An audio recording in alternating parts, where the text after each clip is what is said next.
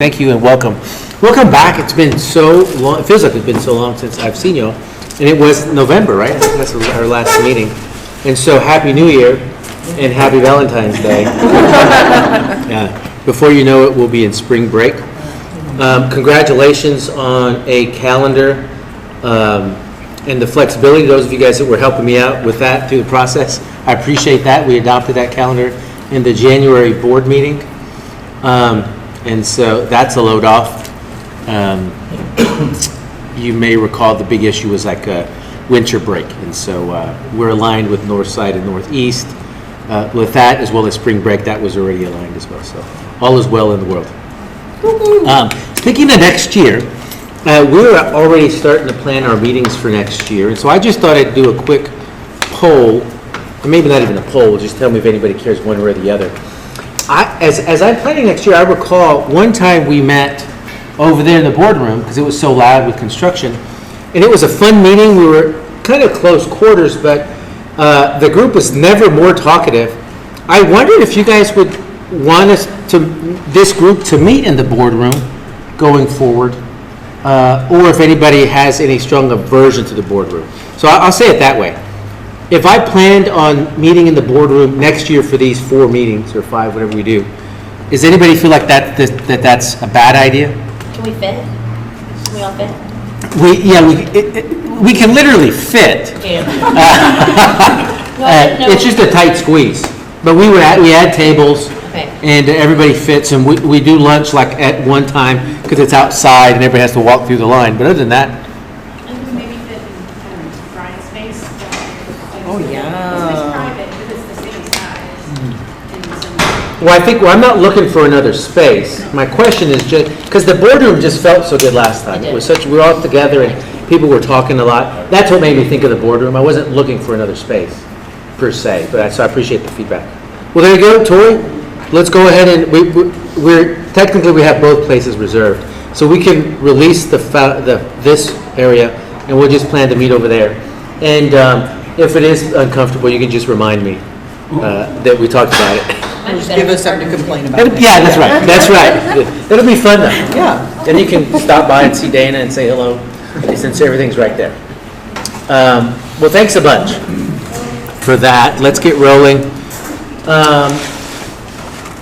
We do not have a long agenda, but the few things we do have, some of them will take a while to talk about, so which is good. We have plenty of time.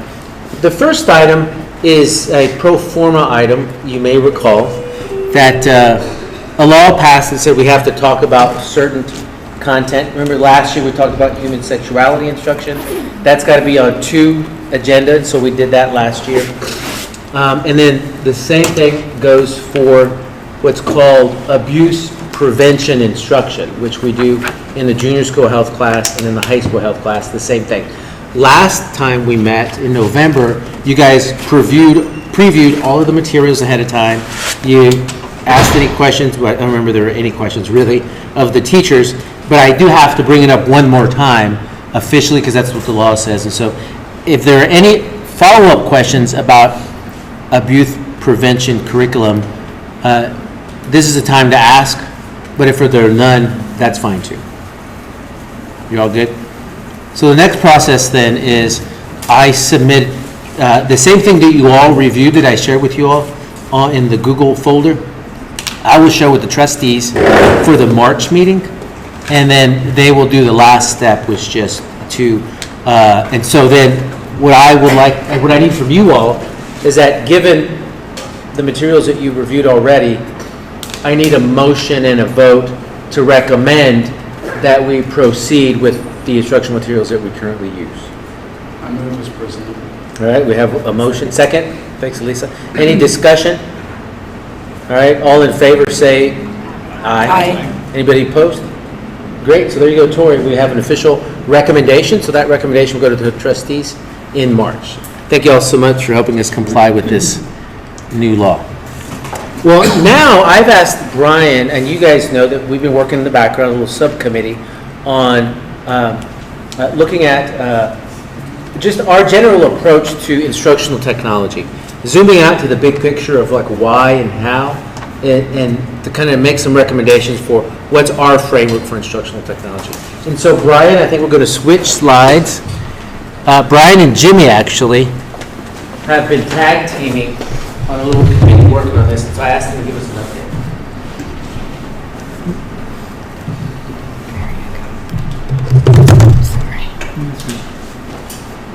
Good afternoon, or good morning, I guess. So this is just kind of to bring you kind of up to speed where we're at with this subcommittee we have put together as part of DEAC. On that subcommittee is Carrie Hildebrand, our board member here. Holly Blue, I see her here, she's a kindergarten teacher over at Howard. Myself, Lauren, a parent, she's not here right now. Libby's on it. Christine Sawtell, another parent, Heather from Cambridge, assistant principal at Cambridge, and then Dr. Walker back there as well. So it's a good team. I think we've had some good discussions. We tend to get together about once a month and really kind of working through a process to address what we've been tasked with by the board and by Dr. Bashara, which really boils down to drafting our district beliefs regarding instructional technology and screen time in the classroom. So we've done a lot of work over the months. I'm going to kind of give you a high-level overview of what we've talked about, some feedback we've gotten from the team members and from people that they've talked to. Originally, we thought we were going to be able to get this to board members in February, but I think just the work has been so engaging that it's taken a little longer. We want to make sure that when we do go to the board with this, that we got it right and we got it in a fashion that we're proud of and has a lot of fingerprints on it. So going all the way back to September, we really focused on, moving forward as we moved forward through the process. We talked about what's gonna help us shape this framework, the guidance and beliefs that we're going to bring forth to the board. So we talked about, we need some structured resources. We looked at like some exemplars during this meeting. So we looked at some other districts. We talked about a need to, maybe we break this into different personas. So do we have beliefs, surrounding students and families and teachers? Do we want to have elementary and secondary beliefs? So this is all kind of just brainstorming at that point. Subject area considerations, assessments, what are we doing right and where can we improve? So we talked a lot about structured resources. We talked a lot in that meeting about screen time and a need for balance, and a need for us as a committee to look at some research, which we did. There's some strong feelings on both sides of the coin regarding screen time, especially at some of those younger levels, K through 2 specifically. Screen time amounts, making sure that we're addressing balance in the classroom, how we prepare students, and then also our commitment and communication between school and home. So we had some good conversations in September that really focused on those 3 areas. The committee left that meeting tasked with, go out and talk to colleagues, go out and talk to other parents, and when we come back, I think this was in October, bring back some feedback in October. From colleagues, so kind of from the teacher standpoint, we got some feedback from students as well, and I'm not going to necessarily read through all this with you, but some interesting stuff. Students missing whole group discussions. So there really was, that effect of the pandemic where they were isolated from each other. There was some feedback that came back said, hey, we really miss that whole group activity as a class. Classrooms wanting more balance. right? We don't, some classrooms, we do a lot of stuff in Google Classroom, some classrooms, we don't hardly touch technology. Where's that balance fall, on those two different ends of the spectrum? Kids didn't feel like their sleep was being impacted. We got some feedback from teachers that stress might not be the right word, but if we say, kind of a hard and fast rule, only 15 minutes of technology in a class period, that puts some anxiety on teachers. Can I show a video? Can I do this? Can I do that? So to talk about teacher discretion, let our professional teachers determine what's appropriate in the classroom. How do we make sure class time spent in instructions? Students being hesitant to speak out loud. Between that September and October meeting, this is when we also looked at some research. So we had some feedback on the research we looked at. We looked at some stuff from the American Academy of Pediatrics. We looked at some research put out by Gallup. And then we also talked about some state standards as well, state and international standards.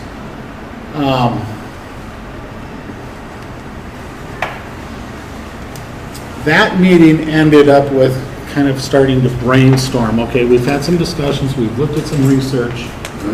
Let's just start popcorning some ideas out about, okay, where are our beliefs starting, right?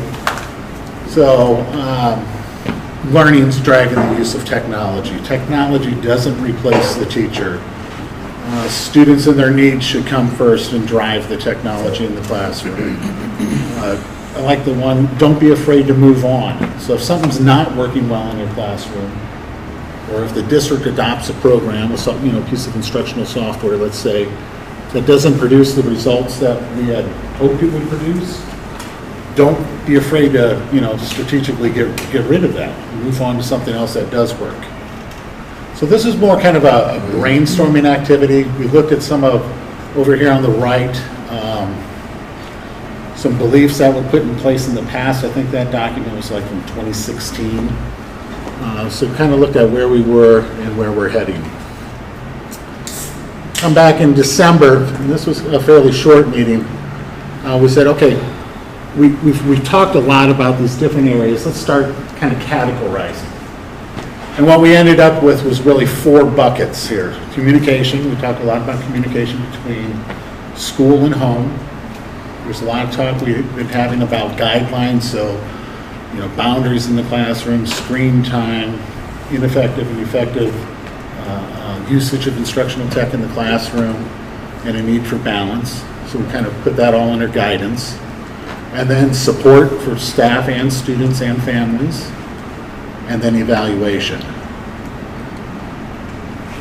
Right now, where we're at in the process, and we got a meeting, I think it's next week, we're getting back together, is we're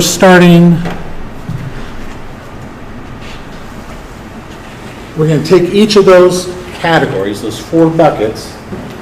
We talked about, okay, what's this bucket about? And in some cases, what's this bucket not about? We've outlined, some high points on our discussions that we've had on each of those buckets. And we're really going to start hammering out, okay, what are our belief statements? Okay, and then from those belief statements, we'll move on to some recommendations for action for the district. So,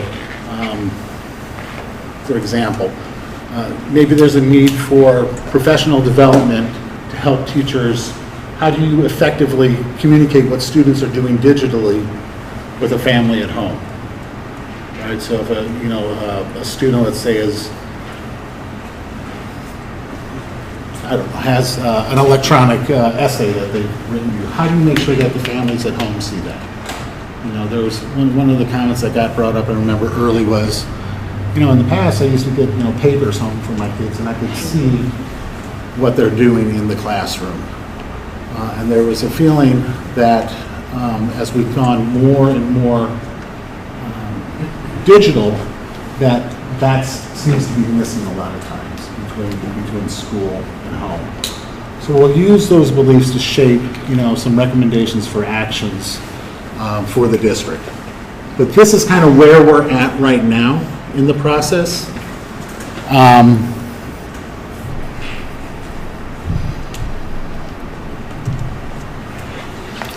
Once we get a final draft complete, we'll put together a teacher focus group. We'll put together a parent focus group and kind of run it through that so more teachers can get their fingerprints on it, more parents can get their fingerprints on it.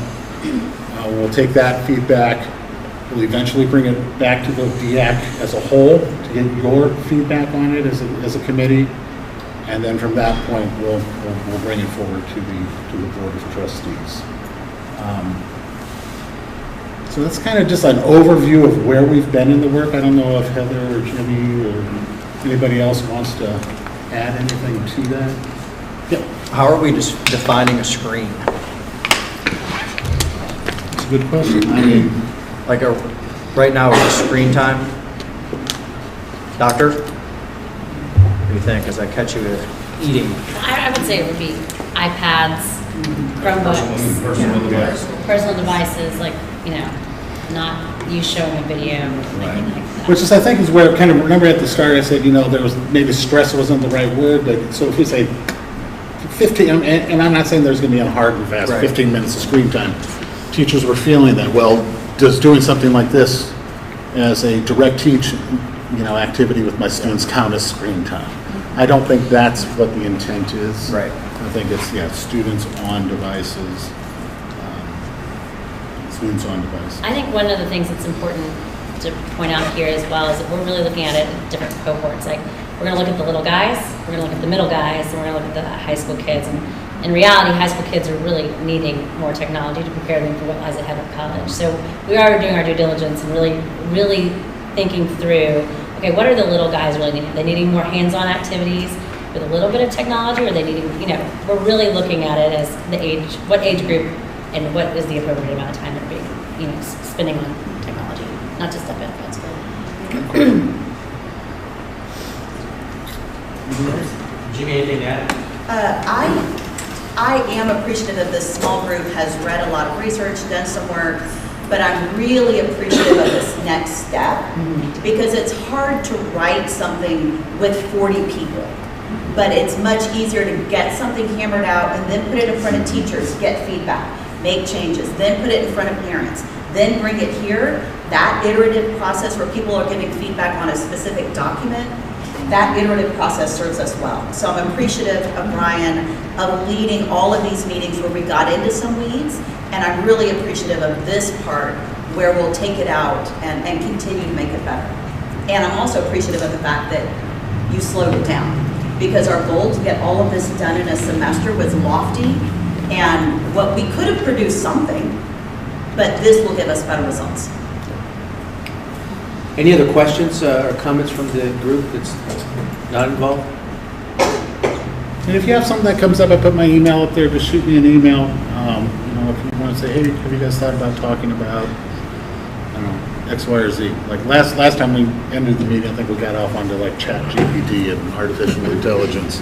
But if something comes to mind, just shoot me an email. Well, I appreciate y'all's work on it, the whole team who's involved with that. And the one thing I would offer is a comparison. So we've been through homework guidelines, we've been through grading guidelines, and the intersection of, so as teachers in the classroom, you have a job to do, and homework is part of that, grading is part of that, technology is part of that. As a parent, you have your own kind of thoughts about where homework fits and grading fits and technology fits. As a student, you surely have, your own thing. And so the intersection of all of these perspectives, we do it the way we always do it, which is to get people around, do lots of research, take time to talk it through. And so I think the importance is, like you all know, homework and grading, that's what your kids, and maybe you, right, talk about. Well, you might not talk about technology, but some parents really are concerned about this, especially at the younger ages. And some folks that aren't aware of what their kids are doing, maybe should. And so that's all of this is our attempt to do it in the same fashion we always do, which is get a thoughtful group of folks, work it through together as a community, and just get feedback all along the way. And so we'll come out the other end. And so I want to reassure teachers, just like with homework guidelines and grading guidelines, we try to be thoughtful about establishing parameters that we all can work within. Because one of the things we're known for is you come to Alamo Heights because you want to teach and you can be creative. Other districts that are more tight about that, it's not really fun to be a teacher, right? And so we're not looking at that at all. But we do have learned from grading guidelines and homework guidelines that it is helpful for our whole community to say, well, but what is the range that we operate within, right? What's the range? So it's not the Wild Wild West that people don't know what to expect. And so this is important work, so I appreciate it. Thanks. All right, pass it along. Now, the next item is an interesting one. Jim's good. I don't want to steal her thunder. Steal away. But the teacher incentive allotment is something that comes from the state. It's funded by the state. And you don't have to participate as a district, but if you don't, you sure are leaving a lot of money on the table that would go to teachers. And so that's how I'll frame it. That's all I'll say. All right, money on the table. That's a great way to frame it. All right, so this is all about teacher incentive allotment, but it's under the larger umbrella of recruiting and retaining our top-notch talented teachers here in Alamo Heights. So as Tori's helping me get set up, here's your first task. Turn and talk at your table about an Alamo Heights teacher who has touched your life in an amazing way. If you're a teacher, it might be a peer who has helped you through the year. If you're a parent, it's a teacher who has touched the life of your child. So just turn and talk. I'm just going to give you about 2 minutes, so short stories, but just turn and talk about a teacher who's touched your life. All right, I'm going to pull us back together, and I'm going to ask, is there anyone in here that would like to share out either something about an exemplary teacher that you've worked with or your child has had, or something that someone else said at your table? Anyone want to share out? Yeah, Carrie. I love to talk. Great. I would just say Coach Stanford at the junior school. I love so many teachers, especially some in this room. But there's just something about her and how she connects with young ladies and how important that is at that phase of life. Encouragement and just letting them be who they want to be. Understanding and passionate about her role as a coach, but also as a kind of a mentor. She just really is. She shines every time you ever see her. I love it. She's just, I agree. I she's see all Olivia in. nodding. Yes, She's all in. absolutely. Anyone else want to add on? Anything else you want to share? So, keep those teachers in your mind, because what we're going to spend our next few minutes talking about is one effort to keep those amazing, talented, full of heart teachers here, and to attract teachers like that to come teach here. So this is, as Frank said, called teacher incentive allotment, and I'm going to give you just some information about why this is a big deal, about just what we're looking at now in terms of teacher retention and recruitment. So this is out of TEA. The state had 376,000 classroom teachers last year, 21-22. 12% of them left the profession. That's up 10% from recent years. We had over 8,000 teachers retire in 2021, about 1,000 more than the year before. So this is out of Vanderbilt. There's a lot of research going on about teacher recruitment and retention, and females are more likely to leave the profession than males. Teachers in specialty areas like special ed and STEM, more likely to leave. Part-time, more likely to leave over full-time. Teachers with alternative certification, more likely to leave than teachers with standard certification. Middle school teachers, more likely than elementary or high school. Teachers with lower evaluations, more likely to leave. Teachers in mid-20s, so early career profession, more likely to leave. Teachers in merit-based or incentive pay programs are less likely to leave the profession. So that's just general across the U.S.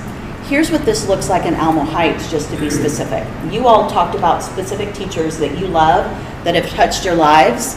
We know in Alamo, we only have 350 teachers in our entire district. Look at, our teachers are more educated than across the state. Our teachers have more experience than teachers across the state. about an average numbers of years with the district compared to the state. I want you to take a look at this right here. And there's the state. What do you notice? Yeah. So this teacher retention that the state is facing is also here in Alamo Heights. And our average teacher salary, which again, we're higher than the state, that is not the reason, but it is a reason. Like compensation is a part of that as well. So teacher incentive allotment is one part, but overall in Alamo Heights, things that we're trying to do to attract and retain teachers, one thing is ensuring our teachers have adequate planning time. Part of what we did as DEAC in adding those extra days for teacher work days does give teacher a day. Those of you that are staff members, how did it feel to come back after a Christmas vacation and have a day just to catch your breath and get ready? Great. Huge. Protecting second planning period in secondary folks, is that a big deal? Yes. In elementary, protecting some time in elementary learning days just to have planning time, it's a big deal. We're working on all of those things. Another thing we've heard is part of what frustrates teachers when they feel like, I can't teach because I'm doing all this other stuff. So we're actively doing something we're calling pruning. What can we cut out? Just because we've always done it doesn't necessarily mean we have to do it again. And it's a hard job. It's easy to keep adding. It's difficult to pull things away. But we're going through a very specific process to see what can we prune. And also looking at how can we leverage technology just to make some things easier. E-Hall Pass, other things that can just add some efficiencies into what we're asking our staff to do. The last column over here under compensation, I'm going to talk about teacher incentive allotment, but I want you to know that's not the only thing we're doing. Periodically, we do a salary market study to see how do our salaries in Alamo Heights compare to those that are in our surrounding market, both salaries and stipends, to make sure that we're offering a competitive salary and compensation package. But specifically, I'm going to talk about one that you may not, now every staff member in here has heard about this, but those of you that are parents have not, and this is teacher incentive allotment. And it does come out of Austin. It is funded through legislative appropriations, and it is an option for school districts to stand this up. They don't have to. Other districts that surround us looked into it and said, nope, too much work, we're not going to do it. Other districts said, we are going to do this, but only for STAR-tested grades and teachers. Now imagine how that feels at Cambridge Elementary if teachers in grades 3, 4, and 5 have a pathway to augment their salary by $14,000 a year. One hallway over, second grade and first grade don't have that same pathway. How does that impact the culture of a campus? And if you're a special ed teacher, you wouldn't be eligible. If you're an AP teacher, you wouldn't be eligible. So there's different ways, and I'll talk about how Alamo Heights is choosing to walk through this and stand this up. It is, I've described it to teachers this way. We get to make some local decisions with this program. We get to decide how we're going to measure some things, what we're going to do, but make no mistake, we are coloring in someone else's coloring book, and we have to stay in their lines. It is a state program. It has state guidelines. We don't get to, I'm going to use Frank, we don't get to be the wild, wild west, but by coloring in that coloring book, it gives us access to state funding to augment teacher salaries in a way we can't do at the local level. So it has to include teacher observations, have to be a part of whether teachers qualify for this additional funds. And this is new, and this is a big deal, student growth. There have been grants out there, and some charter schools have connected teacher compensation to student outcomes before. We've never done that in Alamo Heights. In business, it's pretty normal. You sell more cars, you bring in more business, you have a higher salary. In education, we've never done anything like this before.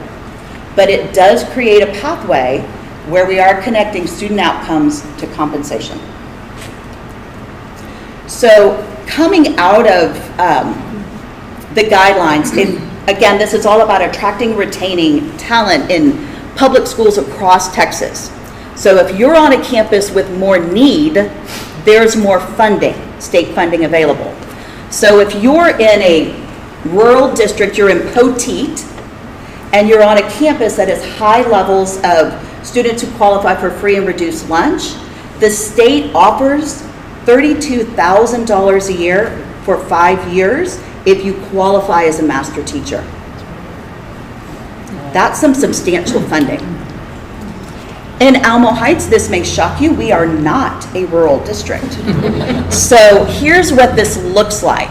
It's slightly different for each campus depending on the percentage of students on the campus who qualify for free and reduced lunch. But I'll use high school because we're here. If a teacher qualifies as recognized, it adds $3,500 to their salary every year for 5 years. They qualify as exemplary, it just about doubles, $7,100, and masters is $13,000. And remember, qualifying means part of it's based on your annual evaluation, and part of it is based on student growth of the students in your classroom. We, Alamo Heights, get to decide how are we going to measure growth. That's up to us. But the students in the classroom, depending on how well your students do on growth, not performance, and there's a big distinction there, it's where did they start when they were under your care, where did they end? One thing, I do have an advisory group of teachers, and we've been talking about this since the summer. And as I said, other districts who have taken this on have said, we're only doing this for STAR. That's easy to stand up. The test is there, the growth standards is there, but our advisory group said if we're going to do this, if we say we're about the whole student, then we have got to be about the whole staff. And we're going to figure out a pathway for everybody. JROTC, kinder teachers, pre-K teachers, special ed teachers, AP teachers, everybody. We're going to figure out a pathway so that this is an opportunity for every staff member in Alamo Heights. Y'all, that's more work, but it is absolutely the right thing to do. Here's where we are. Are you getting that this is a big deal? Like creating this system that has not existed in our school system before in a way that will attract teachers, keep teachers, and not hurt our culture. If 4th grade Woodridge, which has always been a very collegial team, starts to feel competitive, that's not good for anybody. So we are going, this is a slow roll to stand this up so we can have 101 conversations about it before we actually stand it up. We are cohort G to do this. Other districts did this ahead of us, which is good because we can figure out what they did and learn from their mistakes and their successes. But we're right here, pre-application year. So we're just figuring out now, how are we going to measure student growth in pre-K4? How are we going to measure student growth in JROTC? That's where we are now. Next year, I call it the practice year.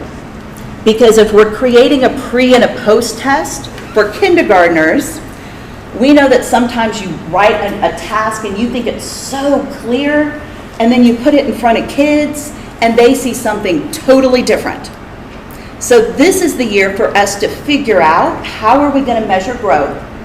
Let's pilot it, let's improve it, because the next year, 2024-25, is the year we have to send all of our data up to have it approved. 25-26 is when TEA approves our plan, with the first payout being September 2026 for prior year performance. Once it's up and running, if we have new teachers coming in or someone who doesn't qualify the first year, it'll just keep running year after year. But it's going to take us that long to create this new something, stand it up in a way that's responsible and inclusive of every teacher in Alamo Heights. Ty, you had a question? Yeah, so is this, so if I'm a good teacher and I qualify, is it a one-time? I love that question. It is a 5-time. So your designation as a master teacher is for 5 years. Okay. So, I'm kidding, it's a joke. no, but it's actually a really valid question, because if you qualify at a lower level 1 year and the next year it goes up, you can go up. You don't go down unless, like, we have to write a caveat at what scenario would we take away a designation, like someone's arrested. Like, it's pretty significant. Otherwise, that designation is yours for 5 years. It's not a Supreme Court appointment, it's 5 years. And if someone here were to move to Poteet, which none of you teachers are going to do, but if you were, that designation goes with you. And if someone from Poteet comes here, the designation would go with them because it's a statewide initiative. Even if that district's not participating. Yeah, that's. Yep, even if they're not participating. Yeah, Elizabeth. Once a teacher earns a designation, is that something like parents in the community would know about? Because I can see a situation where like you're doing the class shuffle Such a in the great elementary. question. That is a good That is- question. People are like, oh no, I'm I not going to love be that, in because master class. I want to be in exemplary class. I've done over 30 presentations with teachers. Y'all are my first parent group, and with teachers that didn't come up. So I'm so glad you brought that up. And I don't know an answer, but we've got 2 years to figure that out. Yeah. Thank you for that. Yeah. When you're going out to market to recruit, are you saying that at the moment we're not competitive in a lot of different ways, but this is one of those ways that teachers don't have access to this kind of boost in our district, and so this makes us more competitive when recruiting off campus? I think it does help to know that we're working on it, but you guys, we're a couple years out. If I'm recruiting for someone for next year, I mean, yeah. right now, you're going to campus with, or out into the field without this, and other schools are ahead of us, and they do have it. But So no one is out there with a full inclusive of pre-K, music, PE. The fact that we're doing this is an anomaly. That's attractive to folks. Right, but there are schools that are already out there. SAISD is out there right now. Okay, that's what I'm getting to. Yeah. So right now, we're competing with districts who have this in place, and we don't have that Yes. as an option to consider. Okay. They're already Right. getting paid, they're far enough ahead there. And their average salaries are inclusive of the people that are making that extra boost? Or are we way Do you know? under? I don't think so. That's a question.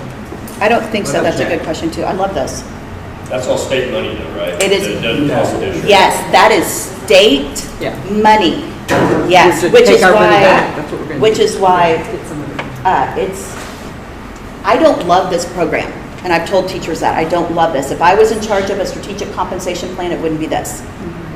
But I sure love the access to state funds that aren't, meaning we're having to cut something else to do this. So I love that. Our teachers, I'm sorry to. No, it's okay. Oh, I'll jump in for a tie, I don't mind. You're okay. This is like, it's funny.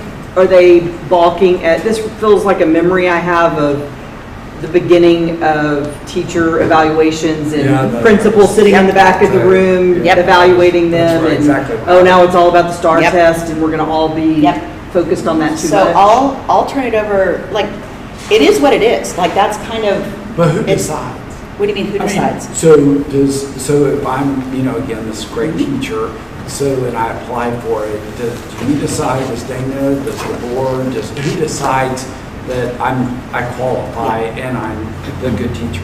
So there's the two criteria. One is a T-test evaluation, which is an administrator on the campus who does that. Okay. The other one is scores, and it's pretty objective. Like, what percentage of your students met the expected growth criteria? So, and I'm going to say back to your question, how do teachers feel about it? Like, I'll open it up. You guys are beginning to have conversations on your campus about it. You guys want to throw in any feedback? Yeah, Yeah. it's pretty easy. We already kind of do it with, I can't even think of the name now, our collaborative PLCs. We do each unit, or most units, we do like a pre-unit 10-question check, and then we give them the same 10 questions at the end. And for example, the unit we're on right now is agriculture, and their average of 5 classes is like 3 out of 10, and they get to do it again Thursday or Friday, and most of the time the average learning goes up 35 to 45%. So it's easy for an AP teacher because you can take the release test from the year before, give it to them the first week of school, we do a 3-week review where we could give them the same test as prep for the AP exam, and I guarantee you their learning will go up. So I'm okay with it because the kids, honestly, when you show them those numbers, they actually start looking forward to it. Can you show us how much our numbers went up? Like, so it's really just, I think we have to, I can't remember how we get to decide if we're going to do the test, or I can't remember the name of the other option. SLO. SLO, yeah. Is MAP something you would use? Yes, Okay. yeah, any of those, our universal screeners are on there. Like, there's a lot of options that, talking to teachers about. Olivia, you want to add? So what I would say is what I appreciate about this is they're allowing, as of right now, like your department to choose how you're going to test the growth of your students. So that gives us as teachers the power to kind of hold some of our deciding factors in our hands, which is really nice. And so right now we're trusting the process. They also, with the committee that she's talking about, there's a good variety of representation of us that's on it. So they've talked through a lot of things. And so I'm appreciative of the time that they're taking for this, because I'm not feeling as a teacher right now that it's going to feel like it's competitive, or like the teacher next to me and I are competing against this. Right now it feels like the culture is going to remain pretty much what it is. We're working together and doing what's best for our kids. Thanks, Olivia. Any other teacher? Glad to Heather? hear that. The other piece that on the elementary side, just thinking about, is class composition. So if you are an excellent teacher and you are great at moving SPED students, if it was just a performance measure, those kids are not going to perform well and you are not eligible, right? You wouldn't hit those criteria. And like Olivia was saying, because teachers can work at what is that growth going to look like, you aren't going to have teachers getting upset about how their class is built, right? That they're still going to be welcoming all students, which could be another side, another factor on the teacher side of like, wait, this could keep me from getting the money. So just, another piece of that as well. Good. Libby, what do you want to add? My only concern is for the T-test scores portion, just putting extra pressure on administrators because depending on the score, you could get the money or not. And so I'm sure y'all have thought about that a lot. But Yeah, there's a lot to this. Again, that's why we're taking a couple years to work it through. Yeah. Two kind of related questions. One, there's a cap on each individual recognition on the personal level, but the district as a whole, say all 355 teachers qualify, Then we have all access to all those. Correct. classes. So there's not a Correct. arbitrary competition Correct. solution or anything like that. And then the second, for that subset doesn't meet the state level credentials designation of what they're teaching, are we funding that at the district level to recognize that exemplary status? So that will be coming out of our... So I'm going to make sure I understand you. Are you saying You mentioned that there were some types of, the ones that are not included. LSSPs? So we will talk through if there's something we can do for this group. Everyone who's an 087, which means they have a teaching certification and they're teaching with students, all of this is eligible for state money. If you're a licensed school specialist in psychology, your job is evaluations and you're not. So this is a separate conversation. Right now, we're sitting in the 087s. And so you're not considering this subset? We will. Right now, the big lift is going to be figuring out I'll what tell we're you going to right do now, with there's teachers. no money for that on below. Yep. But a good question. But without those people, our teachers would have a hard time. I mean, they are incredible assets to the team. It's hard to... So what works in our favor is this is 355 in the box, and that's probably, how many, Frank, would you say below? 50? If we, less than 50 below. So if I'm looking at the proportional share of if we do fund, I sure am glad that the state's funding the 350 and we're funding the group below, if we go that direction. on one of the previous slides, it said 90% of the money goes to teachers. Where does that other 10%? It might go to something here, it might, It goes we back haven't into worked that school. out. That's part of the guidelines, is it says at least 90. But you have flexibility. But we have flexibility. You could do We have- 98 to them. Absolutely, absolutely. All right, yeah. I just like the fact that we are given an option of what we are going to use as our criteria for the student growth. It's not just the STAR, or it's not just a standardized test. We're looking at different ways that as teachers we can show growth in the classroom. Does this motivate teachers to focus on I hope it motivates. learning how to perform on a test? I'm later, going to or reframe evaluation? that. I hope it motivates all of us to focus on student growth as opposed to just performance. Absolutely. If we all focus on growth in music, in math, in ROTC, that's good for kids. Like, this is a lot of work. I want it to have the benefit that it keeps all of these exemplary teachers here. And I want it to benefit kids. And if it shifts our conversations to be about how are we growing kids across all domains and areas and grades, that's good for kids. I just think you'll get parental feedback on the negative of that, of just two more evaluations. And I just think being prepared Yeah. for it, which I Thank know you y'all for that. will be, but it just seems someone will take it to the negative. Yeah, as with everything, right? Anything Yeah. that's a change, Change. like it's a change. Yeah. So thank you for the feedback. Thank you for the questions too. Yeah. Is there a percentage of your teacher population that can be exemplary, that can be masters, that fits in those categories? Or can the district decide, like, you know, if all of our teachers are exemplary? I mean, I'm not saying that's how it would work, but like, you could have all exemplary teachers. Or is there like a Yeah, there's percentage? not a cap. Okay. In Alamo Heights, only 10% of our teachers could be masters. There's nothing like that. Okay. Once our plan is approved, then however it falls out, if it's 100%, then it's 100%. Have you State seen has any to approve your data guidelines. Have I seen any data? I have not, but I'll look from for other it. districts Yeah, about how that? I have not. So we submit as a district whatever we think our guidelines would be, and the state has to say yeah, or like, no, that's way too. Yeah, and we have to far. go through two approval process. One is to the state, which is just a compliance. Yep, you've met all our rules. The other is we have to submit all our data to Texas Tech for statistical validation. So if we submit our data and they're like, you've told me every student in every grade and every course grew 3 years in 1 year, no, not statistically valid, go back to the beginning. So there is a checks and balance because that is a whole lot of funding.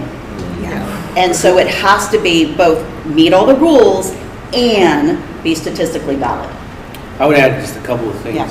One, my understanding is that part of the state review, which is formed out to Texas Tech, one of the things they look for is that your cut points and your data show that it does make sense that exemplary means exemplary as opposed to just having a real low bar. And so while there's not a flat kind of limit to how many exemplary you have, I think what they're trying to tease out is that in general, any given system is not going to have 100 people be exemplary. Like, I think that's just kind of statistically what they look at, but there's not a hard cap. The second thing is, I was at an administrators conference a couple of weeks ago, and Kerrville presented, because they started their first iteration of TIA. Now, they didn't go everybody like we did. They just started with a very narrow math and science teachers. Math and reading teachers. And they actually had 2 teachers presenting. And there were 2 English teachers. And to your point, or somebody's point, somebody made it here, they said, we were excited about this because we thought we were really good teachers, and we thought it's going to be easy. Like, we're just going to get the money. And so as they rolled out kind of what the process is and the people to coach us on this, we feel like we grew so much as teachers. Like, we grew a ton. And she said, so we did this thing where we looked back and looked at our average growth. They did pre-post tests or something. And before the TIA, mine was 50% of my kids grew over the year. And in hers, it was only 25%. After you went through the whole TIA, hers, 100% of kids grew over a year's time, and mine, 75% of the kids grew. In fact, they were super proud as teachers, and they were talking about just how it fed them as teachers wanting to grow. And that the money was great, but it was like, well, one of them said, I'm not in it for money, and the other one said, I am. And that was their story. That was just Yeah, so more to come. Again, I'm going to just reiterate, we're here. We are at the beginning of these conversations, but I appreciate the feedback. Like, you're making me think that as we go through this, we need to continuously get parent feedback so that we don't roll out something that might have unintended consequences. So I appreciate that. All right. Oh, I'm good on time. All right. Tori, help me get to my next. Yeah, I'm gonna, okay, sure, it's me again. But, That's great, I appreciate you guys, and this is the first parent group really that we've talked to this about. Tweet it out. Yeah, as Dana, as Jiffy said, she's done a million teacher ones. And you finished that today, right? I have 3 more this afternoon. All right, hi everyone, I'm Jimmy Walker. Nice. So this is a group, and we continuously talk about community-based accountability.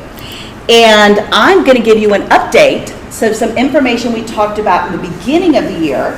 Where are we now? So in September, we talked about pillar number 1, student progress, and we talked about pillar number 2, student readiness, STAR scores, AP scores. We talked about all of that. Do you remember this chart?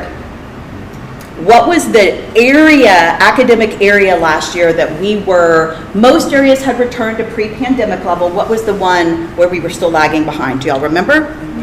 Math, yes. And everyone said, math. So I'm going to give you an update. I'm specifically going to revisit math because when we did this in the beginning of the year, you asked for, give us an update. So here's the update. So if you know me, you know that most presentations are going to have a metaphor and they're going to have some data. So this isn't exactly a metaphor, it's an image, but just go with me. So the idea here is that you got to see the big picture. What do you think's going on here? What are these lions doing? Pouncing, getting ready. Maybe there's a gazelle down there. You look at this and that's what you think because you have one snapshot. Here's what's really going on. A baby cub fell down and one of the lions was going down to get it, bringing it back up, and then there it is giving it a big lick on the top of the head. So you have to see multiple pictures, multiple snapshots to get the full picture. So that's what we're going to do with middle of year data. All right, so our theory of action to improve math this year was we're going to focus on small group instruction. You can do more when you've got 3 kids in front of you than when you have 33. And we're going to use data-driven differentiation to know what kids need. Different kids need different things. And ensuring HQIM is high-quality instructional materials. If we put high-quality materials in front of them, we're more likely to get high-quality outcomes than if we put something that's not high quality. Then 100% of students will exceed growth targets. That was our theory of action. All right, this is growth on our universal screener. So this is math. The blue is observe how much actual growth from fall to winter. The orange diamonds are expected growth. So this is fall to winter in math. What do you notice? See some gaps? Yeah? So hit the mark here, did not, right? Okay, so you see that's snapshot 1. I'm going to give you snapshot 2. This is last year's fall to winter. What do you notice? Bigger gaps. I'm going to give you third snapshot. This is last winter to this winter. What do you notice now? Yeah, we're more on track. Why do you think that might be, that we didn't see it in a semester, but we're seeing it over a year? I mean, progress takes time. Exactly. It was really easy after we emerged from the worst of the pandemic to take down the plexiglass, take off the mask. It is not turning a light switch to address learning gaps. It's taking time, but we're getting there. Are we there yet? No. Please hear me say no. We still have students who are still struggling in math. We still have some grade levels that need some extra attention, but we're seeing some progress. So I'm going to give you another way to look at that. This is our goal for this year. Our wildly ambitious goal was that 90% of our kids on STAR are going to be at approaches or higher, and we're going to half the achievement gap. That's our goal. So this is looking at this kind of a longitudinal model. So these are our current 5th graders. For context, They were in second grade the year, I could say school closure, but we moved remote for the last quarter of the year. They were second graders. So in third graders, 74% of them were at approaches or higher, meaning they passed Math Star. 36% of students identified as economically disadvantaged. That's quite a gap. Fourth grade, now we're at 79, 54. As fifth graders, beginning of year screener, middle of year screener, and we'll do an interim star February 21st and fill in this column with our goal being 90% of kids at approaches or higher, and halving the gap means we would be at 78% of students identified as economically disadvantaged. We're on the path. Are we there yet? No. But what a difference from where they were emerging from a pandemic to where we've been able to take them. Do you mind explaining the economically disadvantaged line? Students who are qualifying for free and reduced lunch. So our Out of all of the students who are, go back, all of the students in fifth grade, and it's about 17%, who qualify for free and reduced lunch, out of that group, yeah, it's a subset. So the top number is 83% or is the top number 100? It's 100. This is all, Okay. and then this is economically disadvantaged. So this 2002, they took the fourth grade Math Star. Why was there such a big gap within the beginning of the year? So this is universal screener. Because of the This is different not tests? STAR. It's a different test. We'll fill in interim and we'll put the goal, but I want to show you this. This is current sixth graders. So they were in third grade the year that we went remote. They didn't take a third grade STAR. We didn't have it. Fourth grade, again, 72-44. Fifth graders, 79-54. Sixth graders, universal screeners, MAP, 87-85. Middle of year, this they just finished this week. This is from TEA, the mock STAR, if you will, 86-79. With our goal of getting to 90 and 77. So, are we there totally yet? No.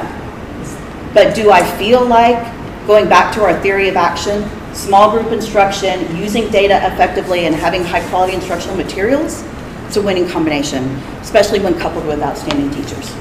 Is this where you think you need intervention or you don't need intervention because this is on path? Oh, we totally need it. We have kids who need intervention. Absolutely. I want this to be 100. My goal for this year is 90. We're at 86. But just because the kids at approaches, we still want to keep moving kids along. Jimmy, where were we pre-COVID? We were about 80, and we dropped to 72, came up to 79. And that's a overall altogether. Sure. What else? Thoughts, impressions? I think it's impressive. We have rock star teachers, and we have families that are supporting kids at home, and we have kids that are absolutely amazing. Yeah. Can you remind me, it's high quality instructional materials, small group instruction, and then what was the third? Take us right back. Carrie, Sorry. thanks for asking. I'm just trying to take some. Yeah. If we focus on small group instruction, Okay. and that's inclusive of in the classroom and intervention, data-driven, which means we're using data, and we're ensuring that we have high-quality instructional materials in front of kids. If we do those things daily, our theory of action is that that'll help accelerate student growth. No, it's good. Thank you. Right. How many minutes do I have left? You're the last thing. Am I? Oh, you had that little thing that you wanted to do. I do. We have 16 minutes. Oh, look, I have extra right here in this folder. So thank you for that. I came to you in the beginning of the year with where you are. I want to come to you now. And then as we continue to get additional data, I'll keep putting it in front of you just so we all know how are we doing as we're all walking through this together. So under the spirit of community-based accountability, do you know what happens in February? Feedback. I'm sorry, what is that? February feedback. That's our community surveys. So it is when students give feedback to their individual teachers. So to their math teacher, their English teacher. It's when parents give feedback to the district, and it's when teachers give feedback to the district. So it is a pretty big deal. We've done it for years. It opens on the 20th, on Monday. I've put the student survey in front of students and gotten feedback. I've put the teacher survey in front of teachers and gotten feedback. Put the parent survey in front of parents and gotten feedback. I would love an extra set of eyes. So on here are the 3 surveys, QR codes. In our remaining 10 minutes, I would love for you pick one. Either the student survey, the parent survey, the teacher. Scan it, take it on your phone. Here's the questions I would like to know. 1, are there any words on there that you think, oh, that's kind of educational jargon, Jimmy. You got to find another word for that. Or a question that maybe is confusing, something we've omitted. Or in surveys, 7 minutes is the ideal, 7 or less, and no more than 12. So if you take this survey and it takes you 15 minutes, I've got to cut back.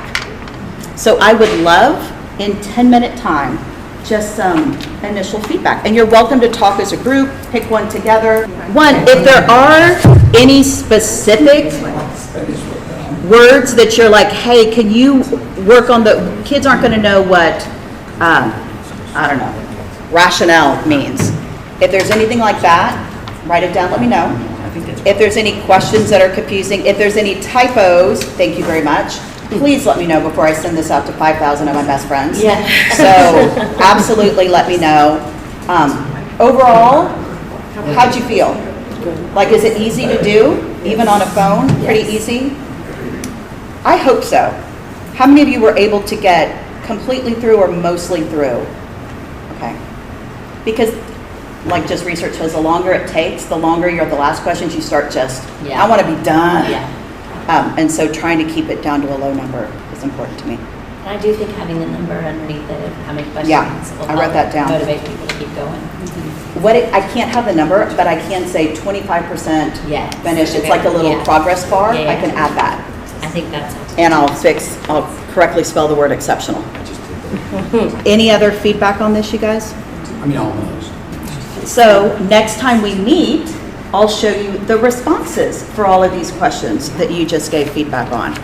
And it launches on Monday, so like the more you can do, like as you're talking to parents and they're giving comments about things they like or don't like, say, hey, fill out the survey. Like we really read every single comment people put in there. We take it seriously. We read everything. And these are looked at multiple times by multiple people. So please. This goes to each parent or one per household? It gets emailed through whatever contact information we have. So like I have 2 kids in the district, I'll get 2. And it'll ask me to fill out one for Hannah, one for Chris. And it'll also sit on the website and it'll be linked into Monday Mail. So if a parent's not checking their email, it'll be in, well, they wouldn't get Monday Mail then either, but it'll be on the website, in Monday Mail, and a direct email. And for teachers, it'll come through me, and it'll also be on the website, and for kids, it's on the website. That's all. Frank? Round of applause for Jamie Wall. She certainly keeps busy with that. Adjourns our meeting. You guys are welcome to hang around. We've got a couple of extra lunches. Take those home with you if you'd like. And I'll see you in April. That's our next meeting. right. Thank you so much for being here. Thank you all. Take care. Nice to meet you all.